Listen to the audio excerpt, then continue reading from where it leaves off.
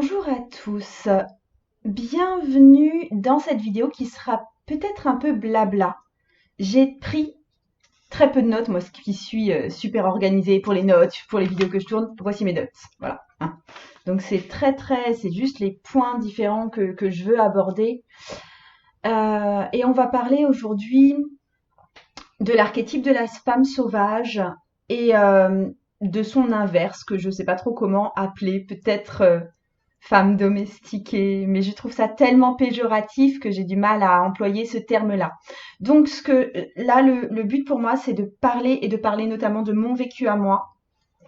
Surtout que dans les questions qu'on me pose régulièrement, il y en a pas mal qui ont trait à la féminité et en général, je sais pas trop quoi répondre parce que c'est pas un de mes thèmes privilégiés de travail en fait, même si j'ai beaucoup travaillé sur la maternité, mais c'est pas exactement la même chose. Et donc j'avais envie de vous dire en fait, ouais, comment je me connectais à l'archétype de la femme sauvage plutôt. C'est vraiment plus ça. Hein. Je vais plus parler de femme sauvage et de l'autre versant féminin que vraiment de féminité au sens large ou de féminin sacré. J'aime pas trop le terme de féminin sacré parce que ça quoi? Ça veut dire qu'il y a un féminin sacré et un féminin qui est pas sacré. Pour moi, c'est, euh, c'est le féminin et c'est tout.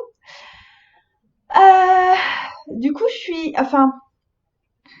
c'est pas facile pour moi à aborder comme sujet. Je me sens limite un peu émue, un peu, enfin, j'ai le cœur qui bat un peu là parce que c'est quand même très perso pour moi et bon, je commence par le commencement. Je commence par mon enfance. Non, en fait, moi, j'ai grandi avec une sœur qui est un peu plus petite que moi, pas de beaucoup, hein, parce qu'on a que 1 an et demi d'écart. Et en fait, comme c'est beaucoup le cas dans les couples de sœurs ou les couples de frères aussi, hein, ça marche aussi comme ça, on a été un peu polarisés. Pas sous l'effet de l'éducation, pas sous l'effet de nos parents, en tout cas, c'était vraiment pas conscient de leur part, je pense. Mais on a eu chacune notre personnalité propre et je pense que le fait de se voir d'une certaine façon comme des opposés nous a fait encore plus développer ce trait de personnalité-là.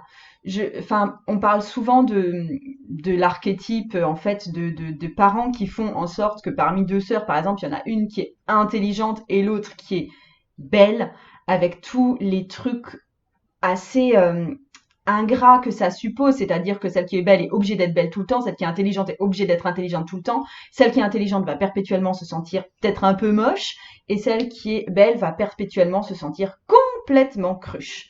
Donc, ça nous fait balancer comme ça dans des attitudes de ce type-là qui sont très polarisées et assez délétères, on va dire. Alors pour moi, c'était pas ce cas-là. Il n'y avait pas trop de critères de beauté ou d'intelligence. Enfin, peut-être un peu là en y réfléchissant, mais pas tant que ça. C'était plus en termes de réussite scolaire, par exemple, que ça se posait. Mais j'étais, moi, j'incarnais pour le coup l'archétype, mais je pense même petite, hein, de la femme sauvage. Dans le genre,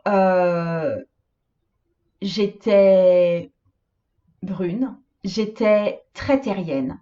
J'aimais tout ce qui était le rapport au corps. J'aimais bien courir, j'aimais bien nager. J'étais très décomplexée. Je n'ai jamais été pudique. Les premiers signes d'adolescence et tout ont été un peu malvenus chez moi parce que ça m'enlevait une partie de mon impudeur totale en fait. Euh, et je faisais ce que je voulais un peu de mon corps. C'était vraiment mon terrain d'expression et ça c'est resté en fait comme ça. Une excellente santé, quelque chose de très posé chez moi et de très confiant. Et ça se voit même physiquement. Je veux dire, enfin voilà, j'ai la mâchoire carrée. Je suis pas complètement allongée et déracinée en fait. Et ma sœur, de l'autre côté, avait les cheveux beaucoup plus clairs. Elle est plus petite et fluette. Alors, il y avait un paramètre de l'âge. Elle était plus petite que moi, donc c'était un peu forcé. Mais je veux dire, c'est resté comme ça. C'est encore comme ça maintenant qu'on a toutes les deux notre taille adulte. Et elle avait un aspect plus en retrait, plus timide et plus fragile surtout. Et je pense qu'elle cultivait cet aspect fragile. Elle a toujours été celle qui était attirée par les princesses, celle qui était plus attirée par les jeux de poupées, les jeux comme ça. Euh, Elle a tout de suite beaucoup plus adhéré au fait de joliment se coiffer. Elle a tout de suite eu plus de maquillage que moi, par exemple à la maison quand on a commencé à grandir. Moi j'avais aussi des maquillages, mais alors c'était vraiment pour moi c'était plus pour me déguiser en fait. Et elle c'était plus pour être belle vraiment. Et en fait, pour moi, il y avait un côté de sophistication chez ma sœur que je n'avais pas et auquel j'avais même pas accès. Et peut-être qu'il y avait une forme de mépris chez moi pour ça, à l'époque du moins. Et ça m'est quand même un peu resté. Euh, de la même façon qu'elle pouvait peut-être un peu mépriser mon côté un peu plus brut de fonderie, mon côté pas du tout, euh, mon côté pas très discipliné physiquement parce que eh ben, mon corps, c'est mon corps et je suis là, quoi. Il y avait quelque chose de très comme ça. Et ça s'est transposé en étant plus âgé. On a gardé ces distinctions-là. Ça tend à s'effacer, en fait, au fur et à mesure. Enfin, je pense surtout pour moi. Euh, ouais, je garde ce truc qui est de l'ordre de très proche de mon corps et je fais très confiance à mon corps. Pour moi, c'est vraiment le véhicule de mon âme. Il est complètement investi. Et là où je voulais en venir, c'est qu'en fait, toute cette histoire, je suis tombée dans les archétypes de femmes sauvages quand j'ai eu ma formation de doula notamment, enfin voilà, que j'ai vraiment vécu des accouchements à domicile, donc c'est vraiment là, pour le coup, j'ai investi mon corps de A à Z, j'ai accouché de façon entièrement naturelle les 3 fois où j'ai accouché, et c'est une expérience qui est vraiment très corporelle, et j'adore ça. Enfin là, on me dit, revis une grossesse, je dis, non, je suis obligée. Et par contre, on me dit retourne accoucher, mais je retourne accoucher, mais ah ouais, je m'en fiche que ça fasse. Il y a une partie douleur, c'est vrai, mais c'est tellement intense. Enfin, c'est tellement un travail de corps, enfin, pour donner quelque chose de beau au final. Et j'adore ce côté-là, ce côté très enraciné. J'ai aussi un rapport très décomplexé par rapport à tout ce qui est excrémentiel et tout ce qui peut être de l'ordre du sale. Non mais moi, aller vraiment, enfin, je déteste par exemple tout ce qui est de l'ordre des toilettes publiques ou un truc comme ça. Et si je peux aller derrière un bâtiment faire pipi par terre, mais nos problèmes, ça m'arrange carrément. Je, je, je m'accroupis facilement, je me pose facilement par terre, etc. Donc il y a quelque chose de très posé, de très terrien, et c'est à ça que je connecte très fort à l'archétype de la femme sauvage. Donc je disais, cet archétype, je l'ai vraiment rencontré en tant qu'archétype quand j'ai travaillé sur la féminité du côté maternité, du côté aussi doula, parce que du coup, c'était aider les femmes aussi à se connecter avec cet aspect très corporel, à lâcher prise sur le mental et à être vraiment plus dans leur corps et dans leur ventre.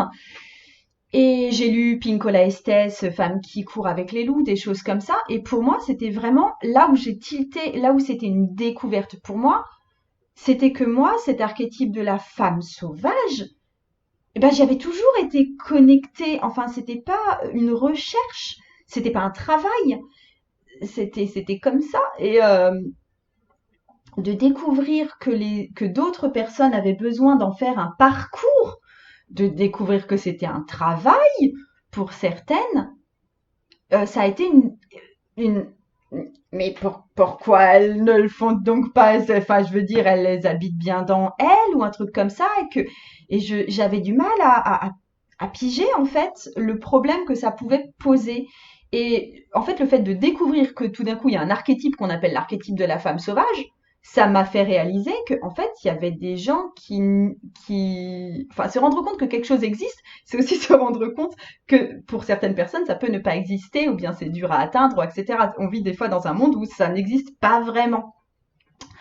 Et ouais, je me suis rendu compte de ça, donc ça a été vraiment ah oui. Et voilà. Donc voilà. Alors, qu'est-ce que je voulais encore vous dire par rapport à mon cheminement? Parce que tout ça, ça fait partie d'un cheminement. Comme je vous ai dit, j'ai pas pris de notes, j'ai pas voulu mettre trop ça en place parce que j'ai pas de leçons à vous donner sur le sujet. Et j'ai envie que ça reste spontané, j'ai envie que ça reste de mon histoire. En fait, si j'ai envie de vous parler de tout ça maintenant, c'est que il y a pas longtemps, et je ne sais pas du tout si j'en suis sortie, à mon avis, non, pas tout à fait. C'est encore un truc qui est un peu dur pour moi. J'ai eu des problèmes physiques. Euh, je vais pas entrer dans les détails. C'était de type gynécologique. En fait, ça vient vraiment taper sur la féminité, l'aspect féminin très terrestre, ancré, corporel. Et en fait, j'ai pas solutionné complètement le truc et surtout j'ai pas découvert exactement de quoi il s'agissait et qu'est-ce qui faisait mal et pourquoi et à quel moment. Il y a un aspect hyper mystérieux pour moi euh, et c'est très désarçonnant pour moi parce que je suis une personne qui est très rarement malade et quand je suis malade, mais alors, quand je me fais mal et tout, ça c'est autre chose, parce que je conçois tout à fait le concept de blessure ne me pose pas de problème. Mais être malade, c'est comme si ce corps qui est vraiment mon véhicule, qui est mon super pote et tout, c'est comme si il me lâchait et que tout d'un coup, eh ben je suis plus dans ce truc de femme sauvage, tout d'un coup je suis plus dans ce truc de super héroïne, je suis plus dans cette confiance absolue par rapport à mon corps qui ne fait qu'un avec moi en fait. Et je le vis hyper mal parce que tout d'un coup, c'est comme si il y avait une transgression d'identité. C'est comment ça, je suis pas la nana en bonne santé tout le temps et qui peut faire ce qu'elle veut et qui rit en fait. Qu'est-ce qu'est-ce qui se passe si je suis plus ça? C'est c'est horrible. Et qu'est-ce qui se passe si je ne parce qu'il y a des maladies que je peux comprendre. Enfin, je veux dire, comme tout le monde, j'ai eu des maladies quand même dans ma vie. J'ai eu des périodes qui pouvaient. Enfin, je sais pas, j'ai eu une crise d'appendicite quand j'étais petite. Je fais un rhume par an quand même. Enfin voilà, j'ai quand même des troubles physiques de temps en temps, mais je les comprends. Je comprends en gros comment ça arrivait, où est-ce que ça coince exactement, à quel endroit de mon corps. Je suis assez calée en anatomie. Et, euh, et là, je me retrouvais, en tout cas, je sais pas si c'est passé ou pas, face à un souci. Je sais pas ce qu'il provoque, et je sais pas exactement où c'est, et je sais pas ce qui se passe. Et j'ai fait quelques examens, et mon Dieu, je suis absolument normale. Et ne pas avoir ce savoir. Je parle pas de maîtrise, hein, parce qu'en fait, c'est plus une adéquation qu'une maîtrise. Ne plus avoir cette adéquation, tiens, c'est le bon mot ça, ne plus être dans cette adéquation, ne plus comprendre, ne plus être dans cette adéquation, c'est comme si on m'enlevait ouais, une partie de mon identité et une partie de ce sur quoi je fonde ma force. Je veux dire, quand je vais de l'avant, quand je développe de nouveaux objectifs, quand je vous propose des trucs, quand je fais mes machins dans ma vie, quoi.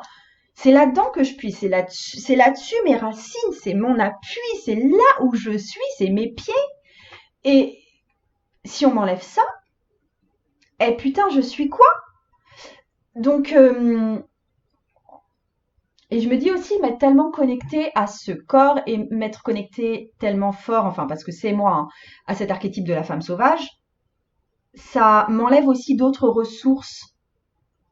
Euh, je dis pas que j'ai pas des ressources intuitives, intellectuelles, de l'ordre du rêve, euh, de l'ordre culturel, etc. C'est pas vrai, mais c'est pas là-dessus que je m'appuie, c'est pas là-dessus que je me fonde. Donc voilà, il y a un problème d'identité pour moi qui se joue.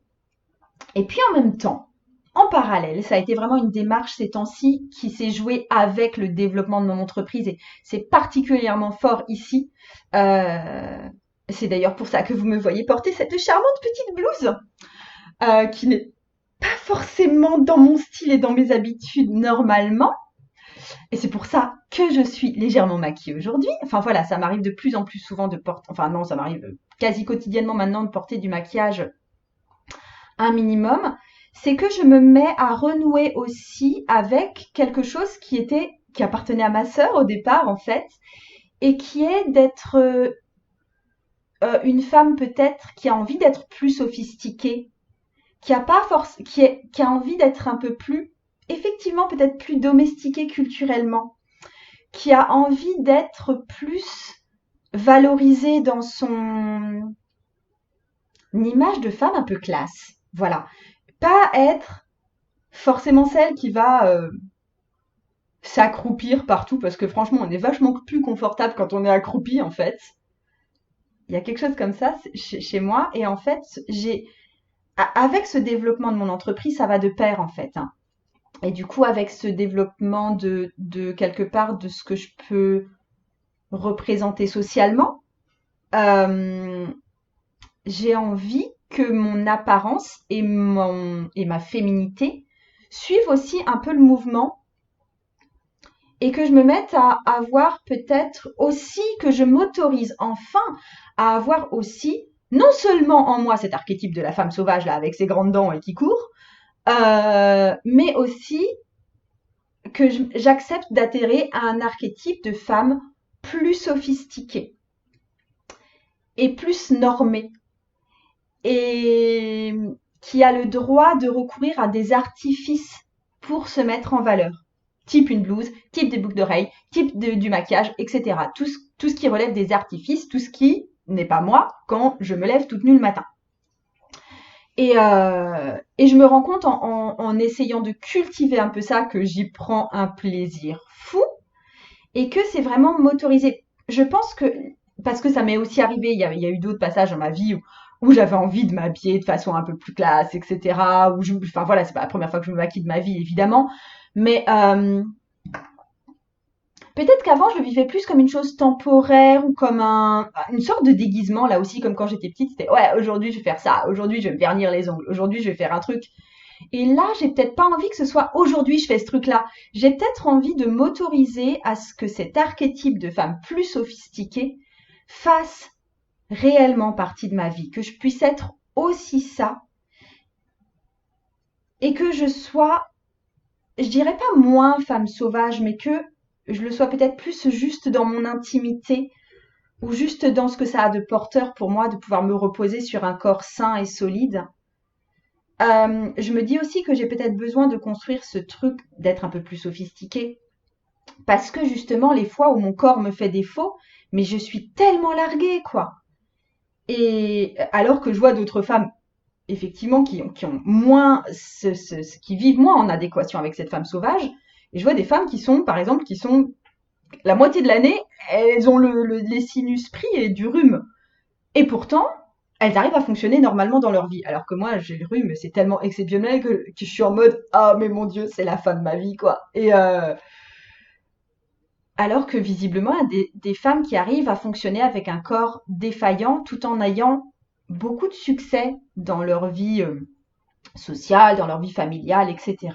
Donc c'est pas me coller tellement à mon corps, c'est quelque, enfin je sais pas si je dois je sais pas quoi faire, je sais pas quoi faire si je dois m'en décoller ou pas. Je me rends compte aussi qu'il y a des femmes qui sont aussi en plein essor dans leur entreprise, qui rencontrent du succès dans leur entreprise ou dans leur travail en général, hein, et qui, elles, étaient des personnes, au contraire, extrêmement droites, extrêmement sophistiquées, toujours très, très, très propres, et qui, du fait d'être dans cette réussite, acceptent de lâcher cette partie hyper soignée d'elles et de se reconnecter à quelque chose de plus brut, de plus profond, de plus sauvage, effectivement. Je vois des femmes qui font le parcours inverse au mien en ce moment, mais, euh, mais voilà ce que j'avais à vous dire là-dessus.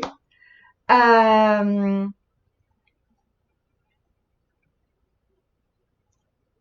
En fait, l'envie que j'ai, je ne sais pas si je devais le transcrire dans des termes très dans mon quotidien, ce serait une envie de plus être seulement belle parce que j'ai l'air saine et que j'ai des putains de dents bien plantées, mais être aussi juste jolie parce que je me suis faite jolie. Ouais, il y a ça et c'est encore quelque chose qui doit être travaillé chez moi. C'est quelque chose avec lequel j'apprends à me familiariser. C'est une façon d'être avec laquelle j'ai envie de me familiariser parce que si je vous ai parlé de mon enfance au départ, c'est aussi parce que il y a ce phénomène de polarité qui se crée entre deux sœurs ça veut pas dire qu'on s'entendait pas bien. Au contraire, on jouait vraiment là-dessus. Euh, mais en gros, c'est comme si moi, je me donnais pas accès à ce côté maquillage, sophistication artificielle, et c'est comme si ma sœur ne se donnait pas le droit non plus d'être avec un gourdin sur l'épaule, quoi.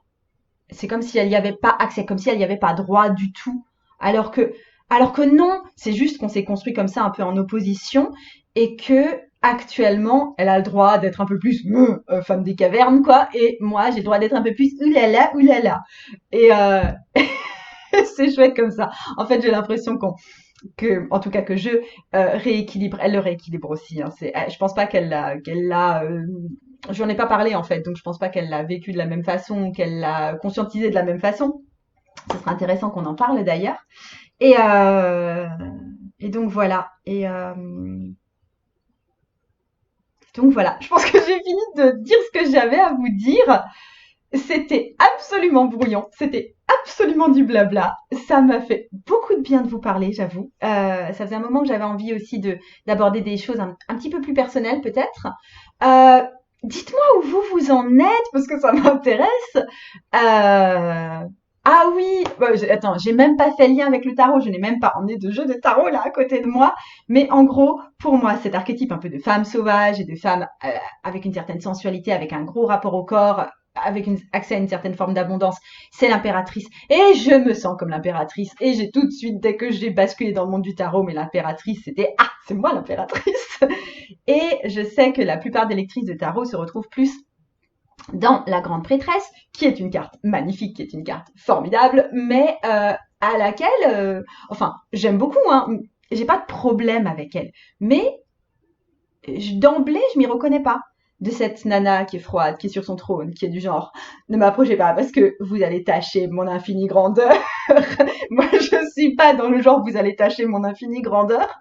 Et il y a ce recul en fait et cette sophistication chez la grande prêtresse avec laquelle je commence à contacter un petit peu cet archétype-là aussi. Mais effectivement, quand je vois la grande prêtresse d'office, c'est pas moi. Et alors que punaise, pourquoi pas? Pourquoi je serais pas aussi la grande prêtresse? C'est trop la classe d'être la grande prêtresse quand même.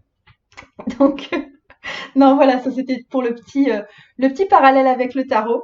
Et pour répondre aussi à vos questions que vous m'avez posées, j'étais en bug total sur mais comment est-ce que tu vis ta féminité? Comment ça, comment je vis ma féminité? Ça veut dire quoi? Ça veut dire quoi ce truc? En gros, je comprenais pas de quoi vous vouliez que je parle. Je pense que je comprends toujours pas. Dites-moi, ça aussi c'est intéressant. D'une part, partagez-moi vos expériences en commentaire. Ça, c'est avec grand plaisir que je le lis. Mais de deux, qu'est-ce que vous voulez dire quand vous me demandez comment vis-tu ta féminité? Vous voulez savoir comment je gère mes règles? Ou vous, je sais pas, vous voulez savoir comment je me comporte face à mon homme? Vous voulez savoir quoi? Enfin, je veux dire, étant donné que je suis une femme, je sais pas trop comment vivre en dehors de la féminité, puisque ça fait juste partie de moi. Et voilà.